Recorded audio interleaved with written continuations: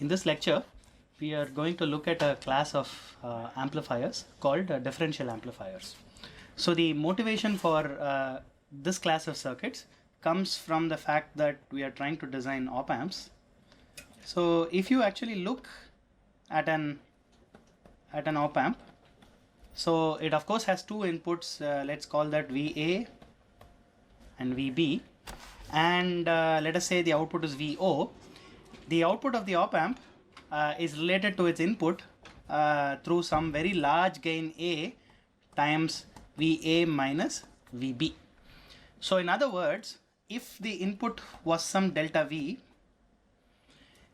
the op amp output is related or is a large gain applied to that delta V alone. So in other words, the op amp should not care about what the absolute values of VA and VB are. It only cares about the difference between these two quantities. And therefore, we want to build a circuit that amplifies only the difference between two voltages. And such an amplifier is called a differential amplifier.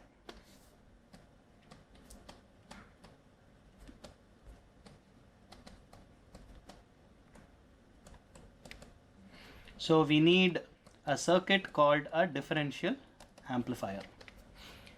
This is something that selectively amplifies the difference between two signals. Now let us assume we have two voltages, V1 and V2. Now before we go to the circuits portion, we will quickly see how we are going to use these two voltages to be applied to the circuit. Now what I'm going to do, I'm going to write these voltages as a combination of two quantities, and I'm going to write it in this way. I'm going to write V1 as the sum of V1 plus V2 by 2 and V1 minus V2 by 2. So clearly any voltage or any pair of voltages V1 and V2 can be decomposed in this manner. So V2 of course will be V1 plus V2 by 2 minus V1 minus V2 by 2, and any pair of voltages can be decomposed in this manner. Now V1 plus V2 by 2 is also called the common mode voltage, VCM, and V1 minus V2 by 2 is often called the differential mode voltage, VDM.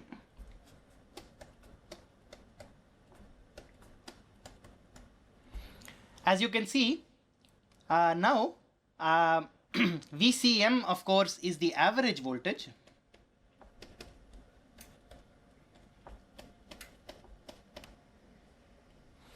Okay, it is V1 plus V2 by 2, so this is the average of the two voltages, and of course VDM is the half the difference between the two voltages.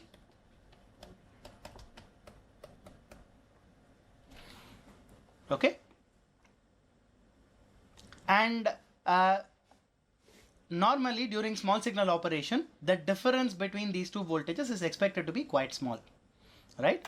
So let us now start looking at a circuit that is going to give us this difference, is going to amplify the difference between two voltages. So far we know, all of you know how to build an amplifier that will amplify a particular voltage. So let us say I had an input V1, the output VO1 is some K times V1. This is an amplifier of gain K. Now suppose I want to build a differential amplifier. I'll first start off in this manner. I'll take the second voltage V2, apply it to an identical amplifier of gain K. So these two amplifiers are identical. The second output VO2 is going to be K times V2. And now I'm going to define, even though in the op amp I require only a single ended output, for now I will assume it can somehow be done. Now for now I will assume that I can define the actual output voltage VO as VO1 minus VO2. Okay, I am going to use the voltage as the difference between these two voltages. Okay.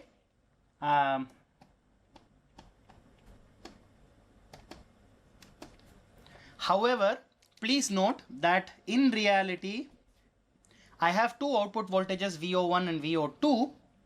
Okay, I can now decompose these two output voltages VO1 and VO2 as the sum and difference between the output, common mode and differential mode voltages. Okay, it is only when I take the difference that I get this VODM. So this is still not where I want it to be.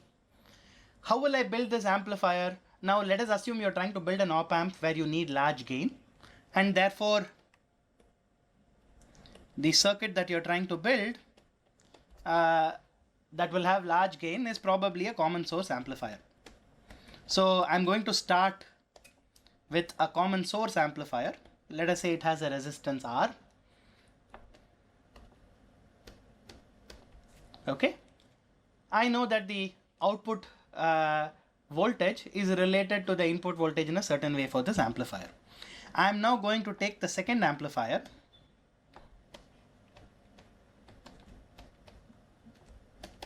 Remember that it is identical, so M1 and M2 are identical. The two resistors are identical.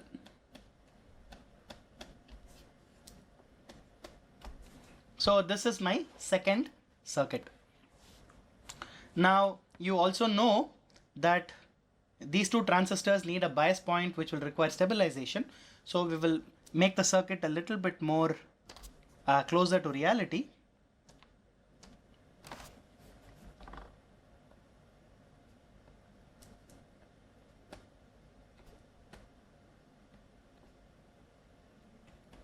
So one of the most common ways of doing bias stabilization is to add a current source and add an infinite capacitor in parallel with it, so that the current source, which we'll call I0, biases the transistor, but for small signals the source is grounded. On the other side, we will need an identical amplifier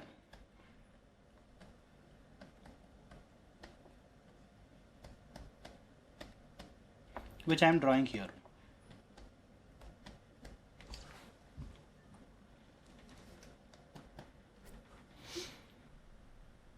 Now let me call these nodes X and Y, the source nodes of M1 and M2. If you look at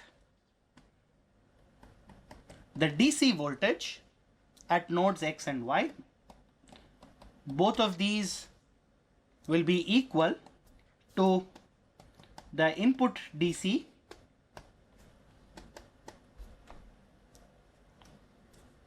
minus, so this is the DC bias voltage applied to the gates of the two transistors, minus the gate source voltage of 1 and 2, which are supposed to be identical. Okay, so the DC voltage at X and Y are the same. Now what about the AC voltage? Now it turns out that for AC, because of the infinite capacitors, both of these nodes are at small signal ground. So therefore, if I actually make a short circuit, I take an ideal wire and connect these two voltages, this wire will carry zero current. Okay, so it will not change the circuit in any manner. The voltages will not change and the currents in the circuit will not change. So now this circuit can be redrawn in a slightly better manner. So I will do that here.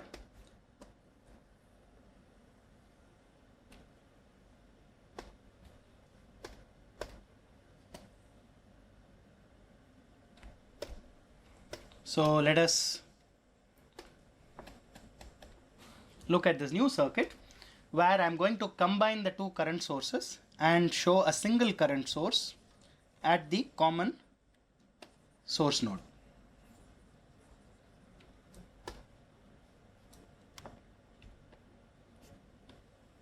and let this common source node be xy. And I have two current sources in parallel, so they will become a single current source of value 2I0. And this circuit, I'll of course have an infinite capacitor at that node. Now,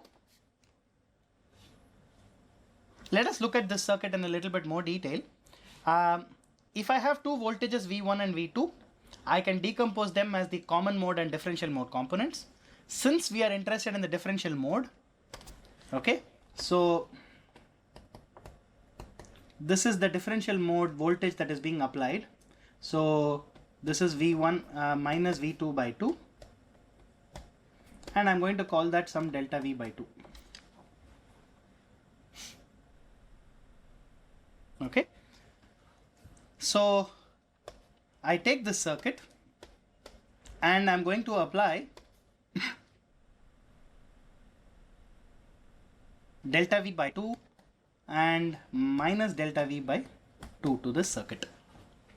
So remember, V2 is VCM minus delta V by 2. I am looking only at the differential mode component. What happens to Vxy? So clearly, if I look at the Vxy under this condition, you can show that along the line of symmetry, okay, all the voltages will be 0. This can be shown easily. Suppose I take two equal and opposite networks and create a line of symmetry, and if I have voltages plus V and minus V on either side, I can show that along the line of symmetry I need to get 0 volts. Similarly, we will be using this result in a few minutes. If I were to apply plus V and plus V on both sides, I can show that I will get plus V on this side also. Okay. If I have a resistive network. If you have a more complex network, you might have some common voltage at that node. If you look at the voltage at node Vxy, when you apply delta V by 2 and minus delta V by 2, we need to find out what this voltage is. As of now, we don't know what this voltage is. So let us say we are going to look at nodes along the line of symmetry. So let us take an example of the simplest possible resistive network that you can think of. Let us say you apply delta, you apply delta V and minus delta V. And let us say the resistive network is identical on both sides. You will of course find that the intermediate point is at ground. And this is true even if the network gets fairly complex. So therefore, purely from symmetry, you take a circuit that is symmetric about a particular center point, and you apply a positive voltage on one side and a negative voltage on the other side.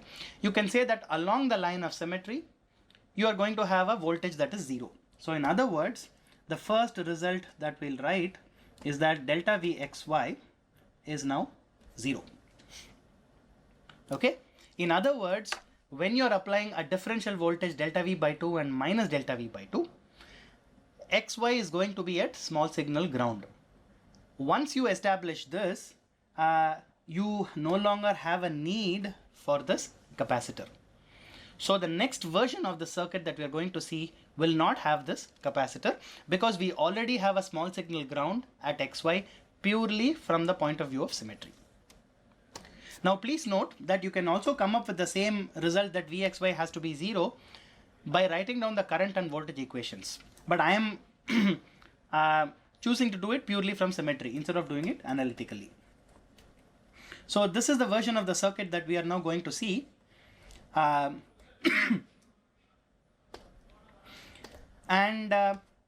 So we are applying delta V by 2 and minus delta V by 2 for this circuit, and we know that this circuit is going to have a small signal ground or incremental ground at this node. we know that the current source would be an open circuit.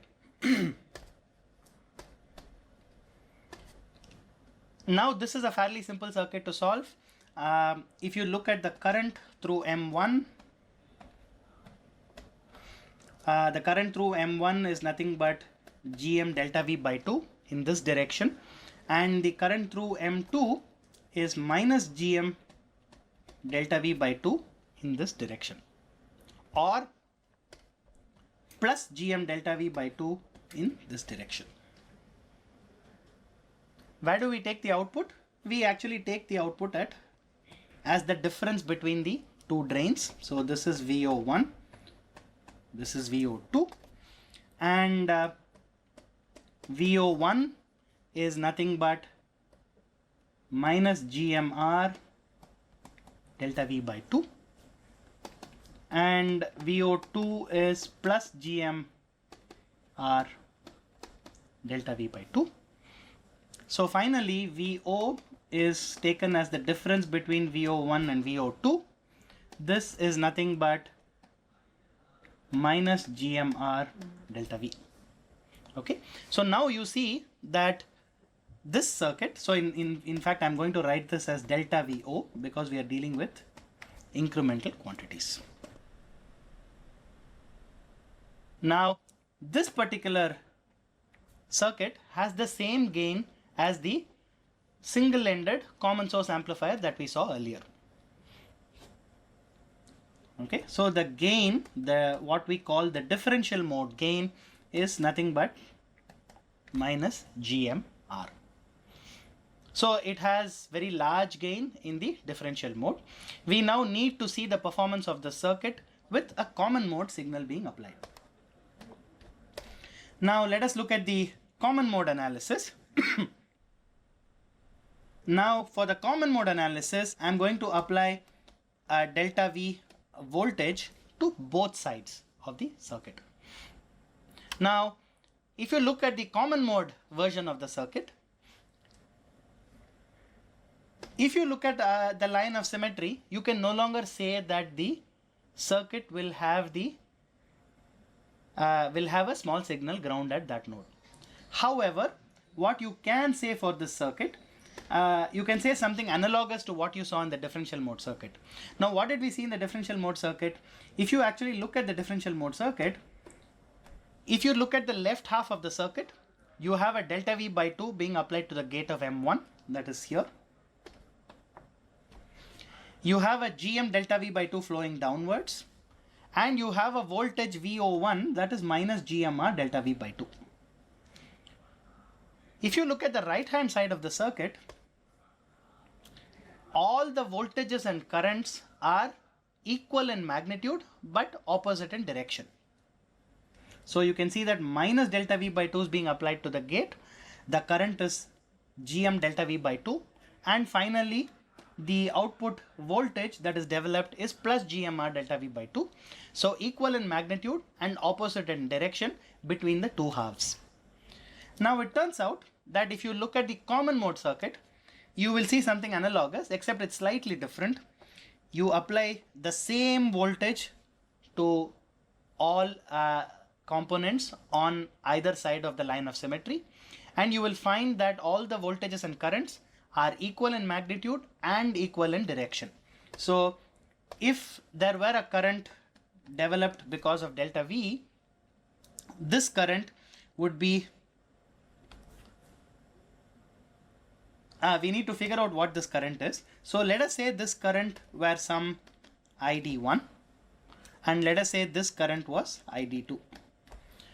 Now on either side of the line of symmetry, we know that the currents and voltages have to be equal in magnitude and direction. So for the common mode half circuit, I know that the magnitude has to be the same and same direction or sign. What about the current source? In the common mode current source, in the common mode picture, of course the current source is again an open circuit, and Now if you write KCL at node xy,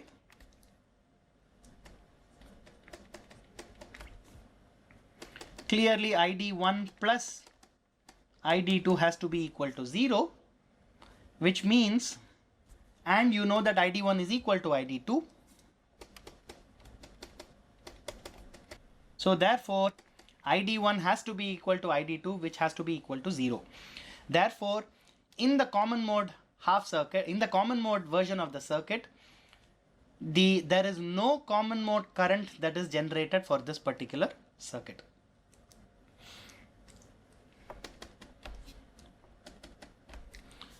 And therefore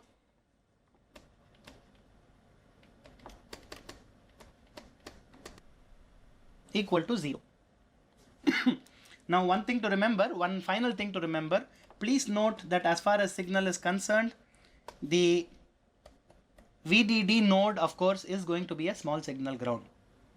It may not be explicitly stated every time, but since it's a DC voltage, it will be a small signal or incremental ground. So now one last point we need to make. So this clearly means that the common mode gain of this circuit is 0. The final point we want to make is that because the differential mode half circuit is antisymmetric,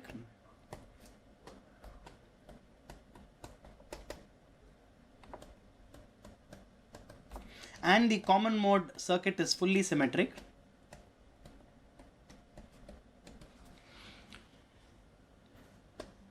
you can simplify analysis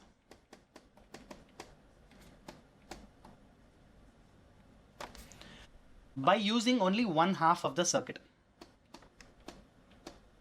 and this is often called half circuit analysis.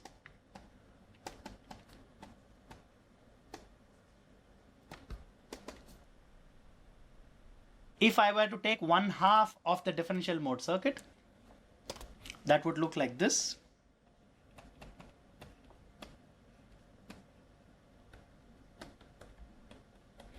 And once I calculate the currents and voltages for this half, all I have to do is invert the sign, and I will have the currents and voltages in the second half of the circuit.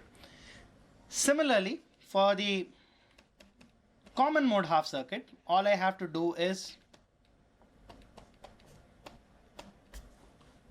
apply some delta V here, and I know what I can figure out what the currents and voltages are, and I use the same values for the other side too.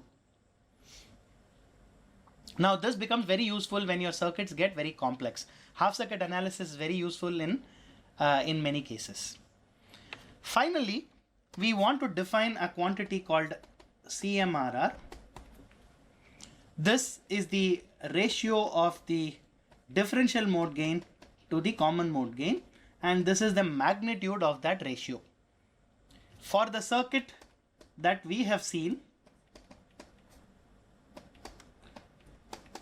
this is infinity for the previous circuit.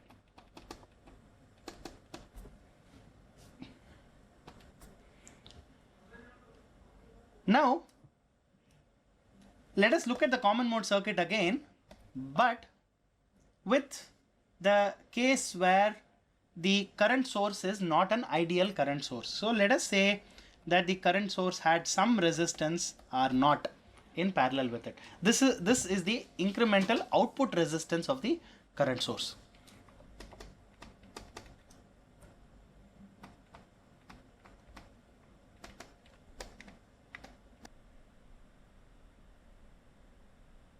Or rather the Norton resistance of the current source.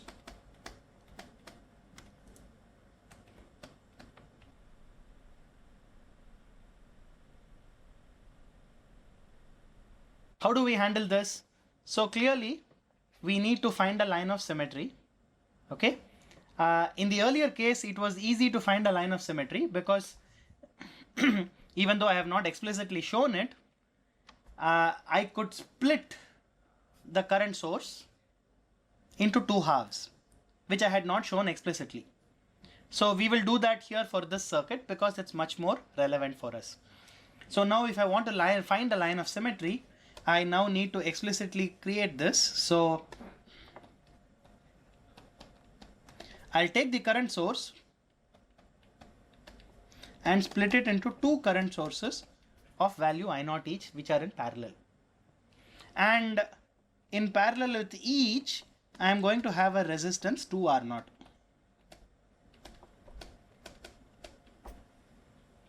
This circuit is exactly equivalent to the previous circuit. And of course, now I still have a line of symmetry. And along the line of symmetry for differential mode circuits, I will have a small signal ground. For common mode analysis, I will have will not have a small signal ground. So if I do differential mode analysis for this circuit with a non-ideal current source, of course, I will still have a small signal ground here, and the analysis will be exactly the same as before. But now what is different in this case is the common mode analysis. So let us look at that. So for common mode analysis, I am going to apply delta V to both sides. If I were to draw the small signal picture of this circuit, so that would look like this.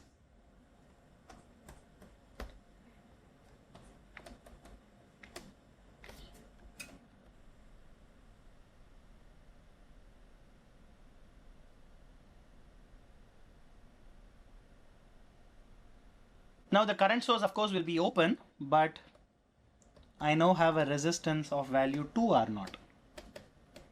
Now I'm going to use only the left half of the circuit. At the gate of the transistor, I'm applying delta V. So this is some delta Vs, and this is Gm times VGS, or Gm times delta VGS.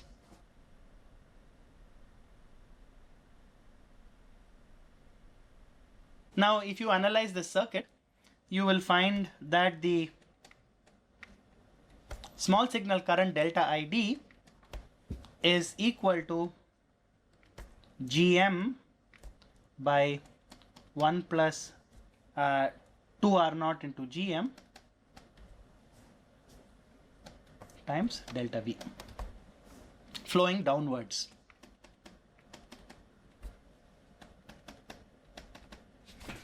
Clearly, if R0 were infinity, this current would be 0, and normally you expect R0 to be very large because you have tried to build an ideal current source.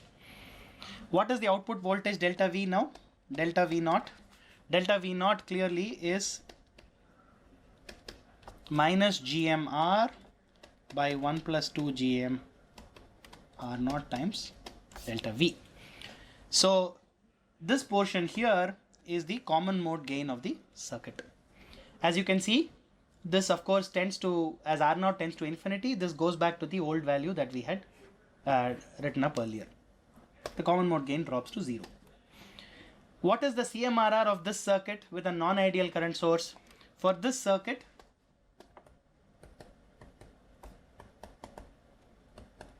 CMRR is ADM by ACM.